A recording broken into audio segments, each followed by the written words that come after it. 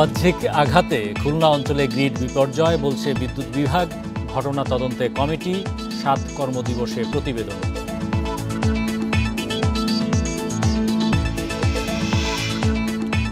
System loss কমাতে ৫৭ বছরের পুরনো পাইপলাইন বদলাতে চায় তিতাস। পরিকল্পনা কমিশনে ৮,০০০ কোটি টাকার প্রকল্প।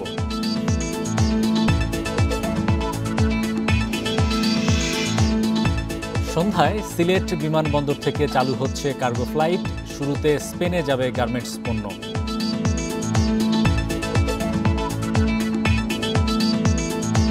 বান্ডেল থাকলে প্রতি সেনমানিতে টাকা বাঁচবে। বিকাশ সেনমানি বান্ডেল কিনে জিতুন প্রতি লেনদেনে। Gopalganj Aminbazar ৪০০ KV grid line বাহ্যিক আঘাতে ক্ষতিগ্রস্ত হয়েছে বলে মনে করে বিদ্যুৎ বিভাগ। এতে সংযোগ বিচ্ছিন্ন হলে স্বয়ংক্রিয় নিরাপত্তা ব্যবস্থায় বন্ধ হয় ৭টি বিদ্যুৎ কেন্দ্র।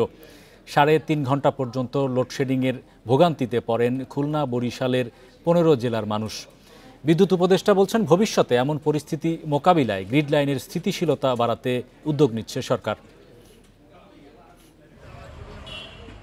শনিবার বিকেল ৫:৩০টায় গোপালগঞ্জ থেকে আমিনবাজার পর্যন্ত ৪০০ কেভি গ্রিড লাইনে ত্রুটি দেখা দেয়। এই লাইনের সঙ্গে রামপাল, পায়রাসহ ৭ বিদ্যুৎ কেন্দ্র যুক্ত, যেখান থেকে মেলে ২,২০০ মেগাওয়াটের বেশি বিদ্যুৎ। রাজধানীর বড় অঙ্কের চাহিদা বিচ্ছিন্ন হওয়ায় বিদ্যুৎ কেন্দ্রগুলোর সুরক্ষায় স্বয়ংক্রিয়ভাবে বন্ধ হয়। এতে ওয়েস্ট জোন পাওয়ার ডিস্ট্রিবিউশন কোম্পানির আওতাধীন খুলনা, যশোর, বরিশাল সহ ১৫ জেলায় ১ থেকে ৩.৫ ঘন্টা পর্যন্ত লোডশেডিং হয়। পরে বিকল্প উপায়ে সরবরাহ শুরু করে বিদ্যুৎ বিভাগ। এক্সটার্নাল ভাবে কোনো একটা গাছের কিছু করতে পারে, ডালপালা করতে পারে, কোনো একটা ঘুড়ি উড়াইতে গেছে কোনো একটা কিছুর কারণে, অনেক এক্সটার্নাল, এটা কিন্তু ইন্টারনাল ফল্ট নয়। এবং এটা হলে আপনি প্রথমে যেটা বলতেছিলেন যে এটা দেখেন, এটা কিন্তু অল ওভার বাংলাদেশে ব্ল্যাক আউট হয়নি। এটা ওই সিস্টেমের কারণে, যে আমাদের যে রিলে কোঅর্ডিনেশনের কারণে, ওই ফল্টের কারণে কিন্তু সেই ওই জোনটাকে শুধু আইসোলেট করছে। রোববার সংবাদ সম্মেলনে জানা যায়, 5টি বিদ্যুৎ কেন্দ্রই গতকালই উৎপাদন শুরু করে। রামপাল আরএনপিএল উৎপাদনে এসেছে আজ। চাহিদার তুলনায় গ্রিড লাইনে বিদ্যুৎ সরবরাহ সহনীয় সীমার মধ্যে না থাকলে ঝুঁকিতে পড়ে উৎপাদন, বিচ্ছিন্ন হতে পারে গ্রিড সংযোগও। উপদেষ্টা জানান, গ্রিডের সুরক্ষায় সঞ্চালন লাইনে বিশেষ ব্যবস্থা এফজিএম এর আওতায় আসছে বিদ্যুৎ কেন্দ্র। ব্যাটারি এনার্জি স্টোরেজ সিস্টেম, তো সেটারও জন্য আমার মনে হয় feasibility study has been completed, এবং এই যে এখন মনে হয় আমরা এশিয়ান ডেভেলপমেন্ট ব্যাংকের অর্থ সহায়তা, এটা আমরা কত 2 ফেজে করতেছি। ৩০ হচ্ছে কোথায় লাগাবে, ঈশ্বরদীতে, আর হচ্ছে ভুলতাতে আমরা ৯০। তো ওই জন্য আমরা গ্রিড স্টেবিলিটি নিয়ে আপনাদের মতো আমরাও কনসার্ন। এদিকে গ্রিড বিপর্যয়ের কারণ অনুসন্ধান ও সুপারিশ জানতে বুয়েটের উপাচার্য আব্দুল হাসিব চৌধুরীকে আহ্বায়ক করে ৮ সদস্যের কমিটি গঠন করেছে বিদ্যুৎ বিভাগ। Hari Saha, independent news, Dhaka. System loss কমাতে ৫৭ বছরের পুরনো পাইপলাইন বদলাতে চায় Titas gas transmission company. Dhaka Narayanganj city corporation এলাকায় নতুন পাইপলাইন বসাতে পরিকল্পনা কমিশনে ৮,১৬০ কোটি টাকার প্রকল্প প্রস্তাব পাঠিয়েছে সংস্থাটি। তবে বিশেষজ্ঞরা বলছেন, গ্যাস সরবরাহ সক্ষমতা কমছে, তাই অগ্রাধিকার খাত চিহ্নিত না করে এমন প্রকল্প নেওয়া অযৌক্তিক। গত অর্থবছর পেট্রোবাংলা থেকে তিতাস গ্যাস বরাদ্দ পায় ১,৫৭০ কোটি ঘনমিটার, বিক্রি করে ১,৪৫০ কোটি ঘনমিটার। বাকি ৭.৬৭ ভাগই সিস্টেম লস। চলতি বছর জানুয়ারিতে যা ১০% ছাড়ায়।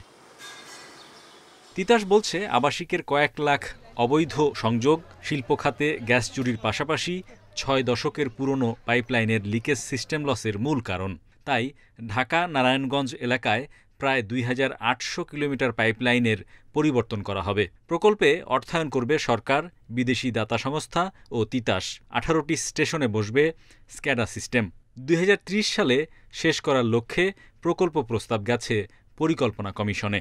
৬৮ সালে সেটা শুরু হয়েছে, সেই পুরাতন লাইনগুলো, এগুলো নমিনাল লাইফ 3 হয়ে গেছে। তো কিছু কিছু ক্ষেত্রে দেখা যাচ্ছে এই লাইনগুলো অনেক নিচে, মাটির নিচে, ওই জায়গায় যে আমার এগুলো রিপেয়ার করা সম্ভব না। সেই জায়গায় সেটি আর কি পরিকল্পনা হিসেবে এই প্রজেক্টটা নেয় আর কি। প্রথমে আইডেন্টিফাই করা হবে যে কোন কোন এলাকার মধ্যে মানে ম্যাপিং করা হবে, ডিজিটাইজ করা হবে যে কোন কোন এলাকায় এগুলো দিয়ে রিপ্লেস করে কোন কোন পথে পাইপলাইনগুলো বসানো হবে। জ্বালানি বিশেষজ্ঞরা বলছেন, দুর্নীতিবাজ কর্মীদের যোগসাজশেই আবাসিকের অবৈধ গ্যাস সংযোগের দৌরাত্ম্য ঠেকানো যাচ্ছে না। অন্যদিকে গ্যাসের উত্তোলন কমায় বাড়ছে আমদানির এলএনজি নির্ভরতা। তাদের মতে শিল্প খাতে গ্যাস সরবরাহে প্রাধান্য দিয়ে জ্বালানি কৌশল নিতে হবে। কোনো কিছু চিন্তা করারই আমার মনে হয় না এখানে অবকাশ আছে, এক্সেপ্ট দ্যাট আমাদের কিভাবে আমরা এখন ক্রাইসিস ম্যানেজমেন্ট করতে পারবো। তো এই অবস্থায় নতুন কিছু ইনভেস্টমেন্ট করাটা মোটেই ঠিক হবে না। আমাদেরকে একটা সুষ্ঠু নীতিতে আসতে হবে যে আমরা কোন কোন সেক্টরে গ্যাস দেব। এদিকে সিস্টেম লস বেড়ে যাওয়ায় নেতিবাচক প্রভাব পড়েছে পুঁজিবাজারে তালিকাভুক্ত তিতাস গ্যাসের মুনাফায়। গত অর্থবছর প্রতিষ্ঠানটির শেয়ার প্রতি লোকসান ছাড়িয়েছে 7.5 টাকা। Hari Saha, independent news, Dhaka. খাদ্য মূল্যস্ফীতির ঝুঁকিতে লাল তালিকায় রয়েছে বাংলাদেশ। প্রায় 2 বছর ধরে বাংলাদেশ এই তালিকায় অবস্থান করছে। সম্প্রতি বিভিন্ন দেশের খাদ্য নিরাপত্তার হালনাগাদ প্রতিবেদন প্রকাশ করেছে বিশ্বব্যাংক। প্রতিবেদনে উঠে আসে বাংলাদেশে টানা 10 মাস খাদ্য মূল্যস্ফীতি ছিল 10% বেশি। 10 মাস পর গত ফেব্রুয়ারিতে খাদ্যের মূল্যস্ফীতি 10% নিচে নামে। বাংলাদেশের পাশাপাশি আরও 10টি দেশ লাল তালিকায় রয়েছে। সব মিলিয়ে 172টি দেশের খাদ্য মূল্যস্ফীতির তথ্য তুলে ধরা হয়েছে প্রতিবেদনে। এদিকে বাংলাদেশ পরিসংখ্যান ব্যুরো বিবিএস-এর হিসাব বলছে 2024 সালের এপ্রিল মাসের পর থেকে এবছরের মার্চ মাস পর্যন্ত গড় খাদ্য মূল্যস্ফীতি ছিল 10.44%।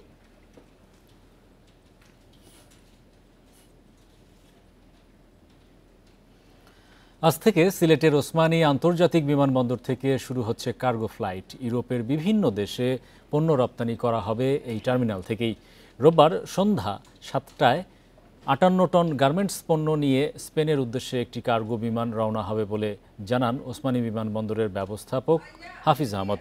সন্ধ্যায় বাণিজ্য ও বেসামরিক বিমান ও পর্যটন উপদেষ্টা শেখ বশরুদ্দিন কার্গো ফ্লাইটের আনুষ্ঠানিক উদ্বোধন করবেন। এর মাধ্যমে বাংলাদেশের রপ্তানি বাণিজ্যের নতুন অধ্যায়ের সূচনা হবে বলে মনে করেন সংশ্লিষ্টরা। সম্প্রতি বাংলাদেশের পণ্য রপ্তানির ট্রান্সশিপমেন্ট সুবিধা বাতিল করে ভারত। তাই রপ্তানি বাণিজ্য সচল রাখতে এবং বিকল্প রুট খুঁজে পেতে এই উদ্যোগ নেওয়া হয়েছে।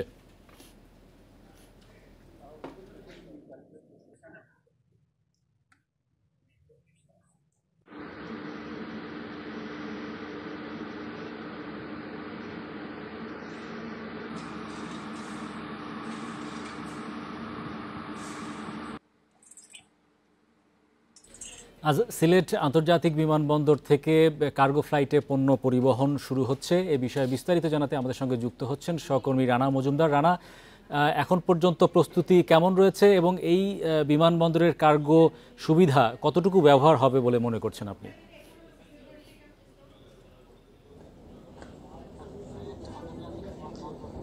দেখুন, আর মাত্র কিছুক্ষণ পরেই কিন্তু সিলেট থেকে প্রথমবারের মতো যে কার্গো ফ্লাইট সেটি কিন্তু পরিচালিত হবে এবং মাল্টা ভিত্তিক যে এভিয়েশন কোম্পানিটি রয়েছে গ্যালিস্টেয়ার এভিয়েশন সার্ভিস, তাদেরই মাধ্যমে এই ফ্লাইটটি মূলত পরিচালিত হবে।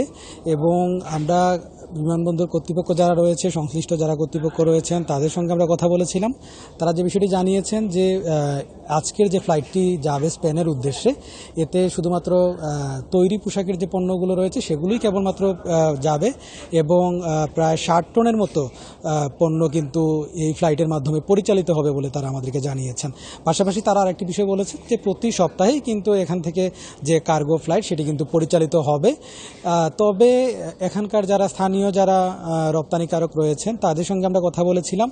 তারা বলছেন যে এটি সিলেটের জন্য একটি নতুন সম্ভাবনার দুয়ার খুলল। তবে তারা বেশ খানিকটা ক্ষোভও প্রকাশ করেছেন, কারণ তাদের দীর্ঘদিনের অন্য একটি দাবি ছিল যে আসলে প্যাকেজিং যে ব্যবস্থাটি, আন্তর্জাতিক মানের প্যাকেজিং যে ব্যবস্থাটি সেটি চালু করার। তবে সরকার আসলে সেটি এখন পর্যন্ত চালু করতে পারেনি এবং তারা বলছেন যে এই প্যাকেজিং ব্যবস্থাটি চালু না হওয়ার কারণে সিলেটের যে আসলে কৃষিজ যে পণ্যগুলো রয়েছে, যে ফল রয়েছে কিংবা বেতের যে আসবাবপত্র রয়েছে সেগুলো কিন্তু আসলে সিলেট থেকে কোনোভাবেই রপ্তানি করা সম্ভব হচ্ছে না। তো সেক্ষেত্রে স্থানীয় যারা রপ্তানিকারক রয়েছেন, ব্যবসায়ী যারা রয়েছেন, তাদের দাবিটি হচ্ছে যে দ্রুত যেন আসলে এই প্যাকেজিং ব্যবস্থাটি চালু করা হয়, যেটি কিনা আন্তর্জাতিক মানের হবে।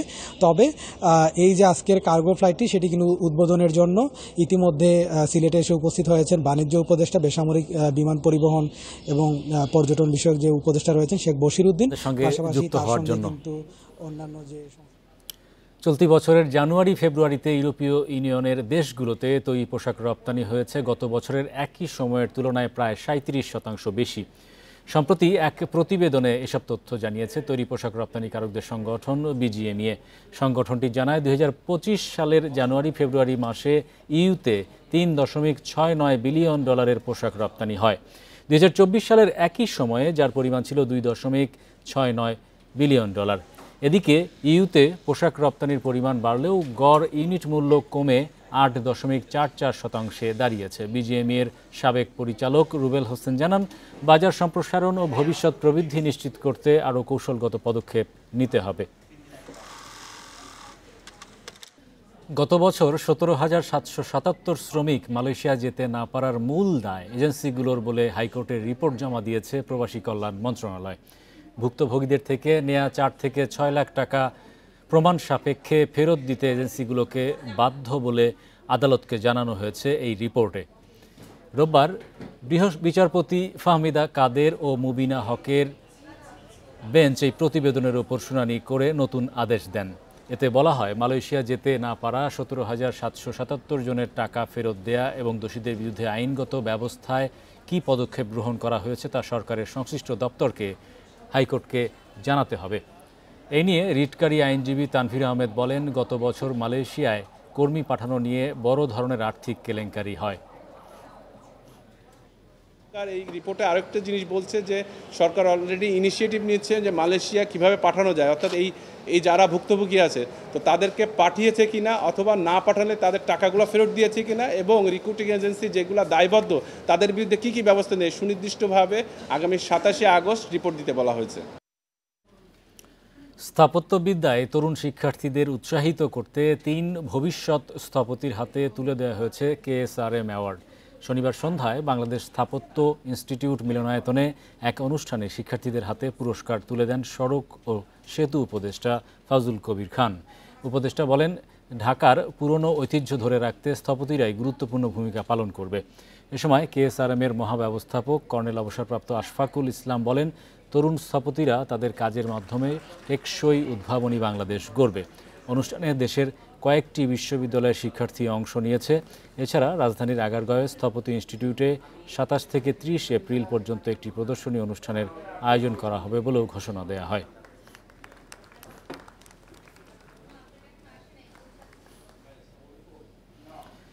লাফিয়ে বাড়ছে পেঁয়াজের দর। চট্টগ্রামের খাতুনগঞ্জে 2 সপ্তাহে কেজিতে বেড়েছে 25 টাকা পর্যন্ত। ব্যবসায়ীরা বলছেন, দেশি পেঁয়াজের মৌসুম শেষ দিকে আসায় আর ভারতীয় পেঁয়াজের সরবরাহ কমায় সংকট দেখা দিয়েছে। এদিকে কোরবানি ঈদের অনেক আগেই পেঁয়াজের দাম বাড়ায় কারসাজি দেখছে ভোক্তা সংগঠন ক্যাব। এবার রমজানে ক্রেতার নাগালেই ছিল পেঁয়াজের দাম। দেশে ভোগ্যপণ্যের সবচেয়ে বড় পাইকারি বাজার খাতুনগঞ্জেও সরবরাহ ছিল ভালো, কিন্তু ঈদের পর থেকেই বাড়ছে পেঁয়াজের দাম। 2 সপ্তাহে মানভেদে কেজিতে 15 থেকে 25 টাকা পর্যন্ত বেড়েছে। পাইকারি বাজারেই 28 থেকে 32 টাকা কেজির পেঁয়াজ এখন বিক্রি হচ্ছে 45 থেকে 56 টাকায়। পাইকারি বিক্রেতারা বলছেন, বাজারে চাহিদার তুলনায় সরবরাহ কম। বেশি দামের আশায় কৃষক পর্যায়ে পেঁয়াজ মজুদের প্রবণতাও বেড়েছে। এর বাইরে ভারতীয় পেঁয়াজের দাম বেশি পড়ায় বাজারে সংকট দেখা দিয়েছে। হালি পেঁয়াজটা মানে কিছুদিন চাঙ্গে রাখে, ওরা তো একসাথে বেচ না, এটা সারা বছর বেচতে হবে, খাইতে হবে। ওরা আস্তে আস্তে উঠে রাখে, যার দরকার বেচে, যার দরকার না বেচে না, এই কারণে দাম আস্তে আস্তে বাড়তেছে। যেটা ইন্ডিয়া পেঁয়াজ এটাও ফারতানাকে অনেক বেশি, ইন্ডিয়া পেঁয়াজ আসতেছে না, মার্কেটে নাই বলে চলে, সেজন্য সবগুলো মিলিয়ে পেঁয়াজের দামটা একটু বেশি। তবে পাইকারি ব্যবসায়ীদের এসব কারণকে অজুহাত হিসেবেই দেখছে ক্যাব। অধিক মুনাফার জন্য বাজারে নানা রকম কারসাজি চলছে বলে অভিযোগ সংগঠনটির। যেহেতু বলছে তারা কমিশন এজেন্ট, আড়তদার এবং এখানে যারা আমদানিকারক আছেন অথবা যিনি এটার মালিক তিনি হলো সীমান্তের ওই পারে অথবা অন্য জায়গায়, এগুলো বলেই কিন্তু বোকা বানিয়ে কিন্তু দীর্ঘদিন ধরে পেঁয়াজের এই ধরনের একটা মানে অলিখিত সিন্ডিকেট কিন্তু কাজ করে যায়। যখনই দাম কমে যায় তখন আবার তারা নিজেরা বলে যে আমরা তো আমদানি করছি। এদিকে পেঁয়াজের বাজারে এমন পরিস্থিতিতে তদারকি কার্যক্রম শুরুর কথা জানিয়েছে ভোক্তা অধিদপ্তর। একজন কৃষক শত শত বস্তা তো বিক্রি করেন, তো তাইলে ওইখান থেকে কৃষকের থেকে একটা ডকুমেন্ট রাখা তার জন্য অস্বাভাবিক কিছু নয়, এবং সেটা রাখতে হবে, না হলে বাজার নিয়ন্ত্রণ করা যাবে না। পাইকারি বাজারে ঊর্ধ্বগতির প্রভাব পড়েছে খুচরা বাজারেও। এরই মধ্যে খুচরায় 65 টাকা পর্যন্ত উঠেছে পেঁয়াজের কেজি। অনুপম শীল, ইন্ডিপেন্ডেন্ট নিউজ, চট্টগ্রাম। পাকিস্তান আকাশসীমা বন্ধ করায় এয়ার ইন্ডিয়া ও ইন্ডিগোর মতো ভারতীয় বিমান সংস্থাগুলোর খরচ বাড়ছে। এতে ভারতের বিমান টিকিটের দাম বাড়বে বলে আশঙ্কা করা হচ্ছে। এ বিষয়ে প্রতিবেদন প্রকাশ করেছে আন্তর্জাতিক সংবাদ সংস্থা রয়টার্স। গত মঙ্গলবার কাশ্মীরে বন্দুকধারীদের হামলায় ২৬ জন নিহত হয়। এই ঘটনার জেরে ভারত ও পাকিস্তান একে অপরের বিরুদ্ধে একাধিক পাল্টা পদক্ষেপ নিয়েছে। ভারতীয় বিমান সংস্থাগুলোর জন্য আকাশসীমা ব্যবহারের ওপর নিষেধাজ্ঞা দেয় পাকিস্তান। এতে ভারতের জ্বালানি বাবদ বেশি খরচ হচ্ছে বলে জানায় ভারতীয় বিমান সংস্থাগুলো। ফ্লাইট ট্র্যাকিং ওয়েবসাইট ফ্লাইট রাডারের তথ্য অনুযায়ী গত বৃহস্পতিবার রাত থেকে ভারতীয় বিমান সংস্থা এয়ার ইন্ডিয়া ও ইন্ডিগো তাদের নিউ ইয়র্ক, আজারবাইজান ও দুবাইগামী ফ্লাইটগুলো ঘুরিয়ে দিচ্ছে।